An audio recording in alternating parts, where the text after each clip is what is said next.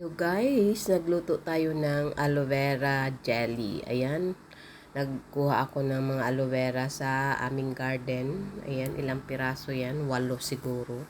Pagkatapos niyan ay balatan natin, kukunin natin yung mga tinik niya sa gilid. Ayan, kasi may tinik yan sa gilid. Ayan, titingnan nyo, oh, kinukuha yung tinik sa gilid. At pagkatapos niyan guys ay kunin yung balat sa kabila, sa likod man o sa harap. Pagkatapos ay slit natin ng square. Ayan. Maliliit lang na square. Yun. At pagkatapos ay tanggalin natin ng likod ng kutsilyo.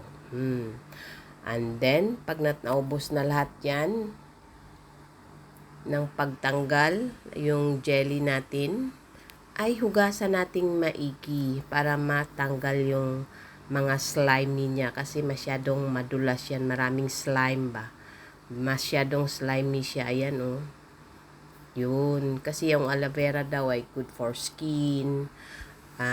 Pag kinain mo yung jelly niyan yan ay good for constipation. Kaya ayan, hanggang sa siya, malinis na ng maigi na wala ng slimy. Ayan, ganun siya. Yan, wala nang slimy yan. Tingnan nyo, yung tubig malinis na, wala na yung parang laway. Tapos magpakulo lang tayo ng tubig, lagyan natin ng aloe vera at saka kunting sugar. It depends sa sweetness na gusto nyo. At pagkakulo, pasok lang yung mga aloe vera jelly at pakuluan ng mga 10 minutes. At yan ay tapos na. Ganyan lang guys ang gumawa ng aloe vera jelly. Masarap po yan. Yan, masarap, good for constipation. Ayan, yummy.